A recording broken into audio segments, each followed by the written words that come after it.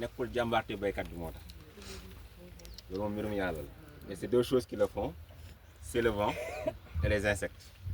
Et quand on parle d'insectes, ce sont les abeilles. Vous voyez par exemple, boo gisee ñu ne la plante est classée, c'est classification être vivant la bokk. Quand on parle des êtres vivants, il y a trois. Il y a les hommes, il y a les animaux, les plantes. ñett yooyu noonu.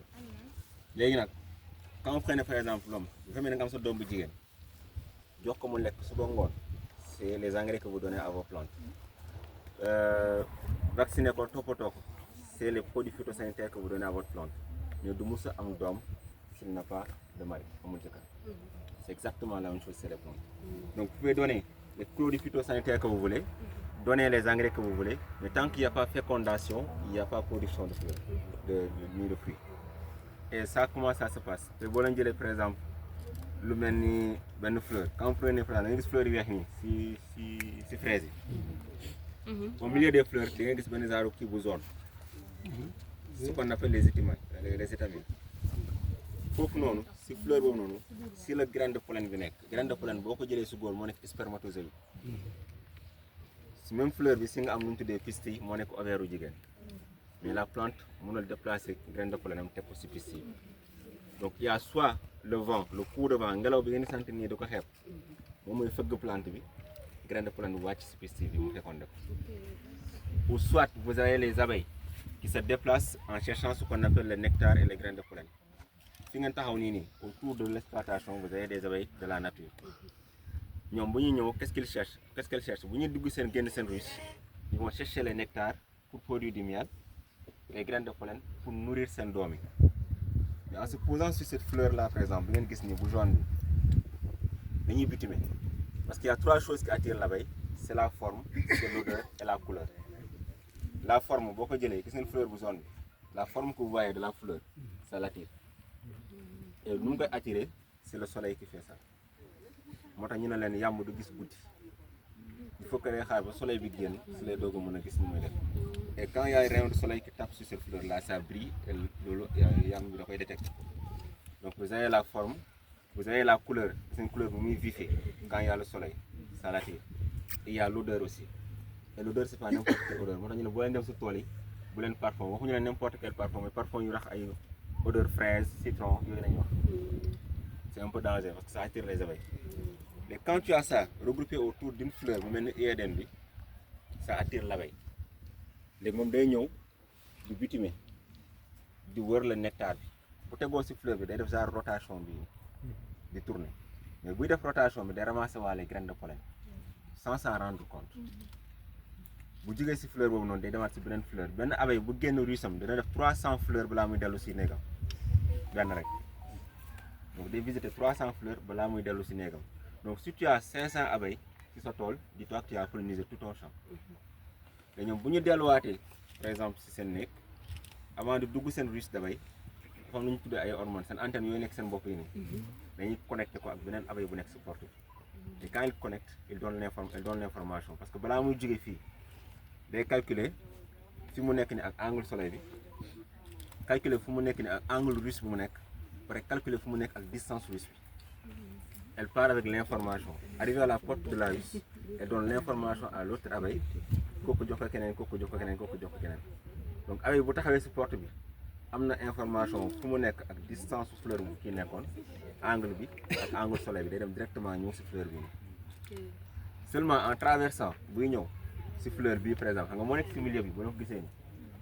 Donc bu doon fee la nekk fleur bi moo ko intéressé mais buy traversé di ñëw dina rombaale fleur kii fraise bi donc mën na changer destination mu tegu si fraise bi te bu tegoo si fraise bi noonu information fraise bi lay joxe sur risque.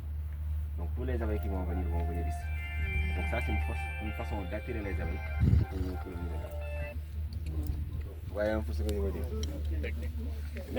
Derrière, il y a des gens qui se posent la question, les serres, etc., tout ce que vous voulez. Bon, considérez comment c'est une massacre. Après, nous pouvons le faire. Il y a des gens qui parlaient de serres et autres. Donc, imaginez, vous nous avez serres, pourquoi on parle de serres selon vous? Pourquoi on utilise les serres? Pour protéger les insectes. augmenter la production, etc. Créer un micro-environnement. On est d'accord sur ça. Mais le problème, c'est qu'au Sénégal, on n'a pas des serres de culture, on a des abris de culture. On n'a pas des serres de culture. Parce que serre de culture, beaucoup de à l'intérieur de la serre, vous avez ce qu'on appelle en fait des ventilations. Ça joue le coup de vent. On le règle à un point que nous avons serre pour assurer la pollinisation. Dans les serres de culture, vous avez les ruches d'abeilles installées à l'intérieur des serres. Ça assure la pollinisation. Dans les serres de culture, vous avez ce qu'on appelle en fait des brumisateurs. Pour créer des arbres laïcs, vous avez ce qu'on appelle en fait des arbres clim.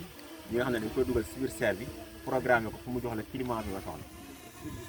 Et là, c'est ça qu'on appelle l'agriculture de précision en réalité.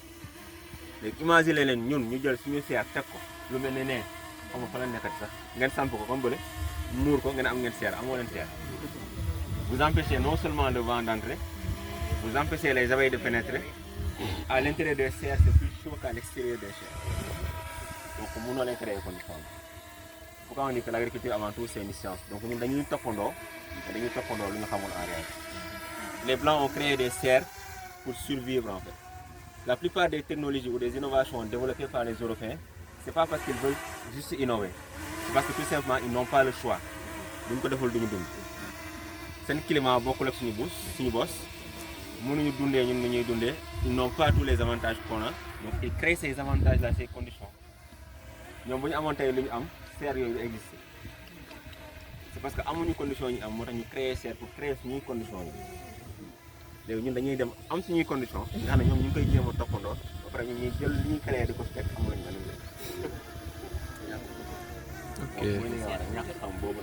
mais si tu comprends, tu vas voir qu'avant tout c'est une science. Ouais un peu. Les fleurs là nous expliquer pour nous comprendre.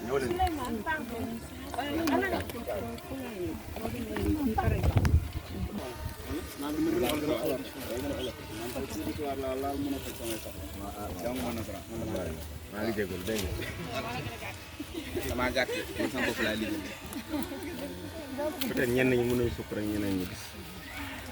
En fait, poser une question importante, c'est inconvénient serre rek laa wax avantage non serre moom am na tous les avantages que vous voulez c'est-à-dire que dès l'instant que tu crées les conditions à l'intérieur d'un endroit ça moom tu as la production que tu veux mais le problème mooy waxuma serre inconvénient problème mu serre de mais suñu problème abri de culture yi laa wax quand on parle de serre pure et dure là c'est bon il n'y a pas de problème mais ñun abri de culture la ñu am donc il n'y a que des inconvénients. Dañuy limité rek 100% xam waaw. ñaari question la am quoi si loolu mooy abri de culture yi koy def yaa amul information wala lan moo ko waral. am manque information la. beneen bi mooy yaa na kii la fay kii la réussir. donte li nga wax ne amuñu ko mais dañ koy réussir quoi. Maanaam l'autre chose la plupart des personnes qui le réussissent parce que sans le savoir bu ñu installé seen serre am na condition yi nekk ci biir et ça c'est minimum. Maintenant il y a ce qu'on appelle la psychologie. Quand vous créez par exemple serre, c'est sûr que doo am attaque, c'est sûr que doo am feebar. Donc tey boo defoon poivron si biir serre ak poivron bi nga def si biti peut-être dina am feebar. Mais bu nekk si biir serre bi ni muy rafetee du point de vue psychologique dans ta tête nga ne lii moo gën.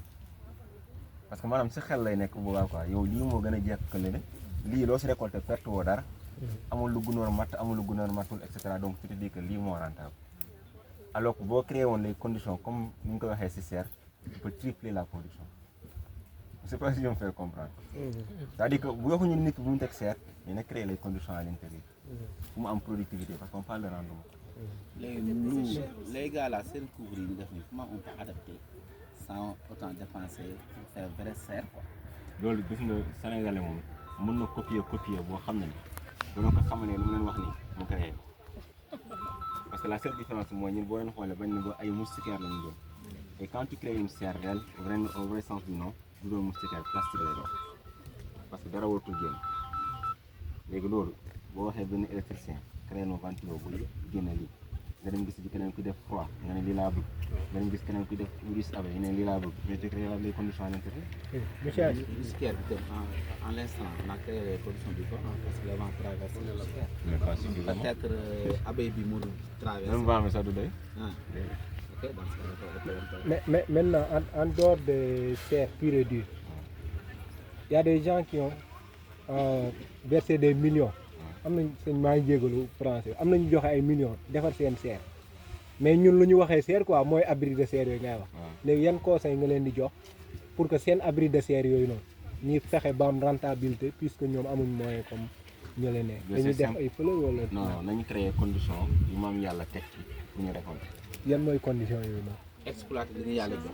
waaw mooy d'abord les abeilles. ba mooy polliniser ñëpp xam nañ ko. tegal ay ruches d'abeilles domestiques. le vent. créer condition yi nga xam ne yàlla def na ko si ngelaw pour mu polliniser. ça c'est l'autre chose mooy l'agriculture bu ñuy wax nii. c'est une agriculture de précision. c'est pas une agriculture de tâtonnement.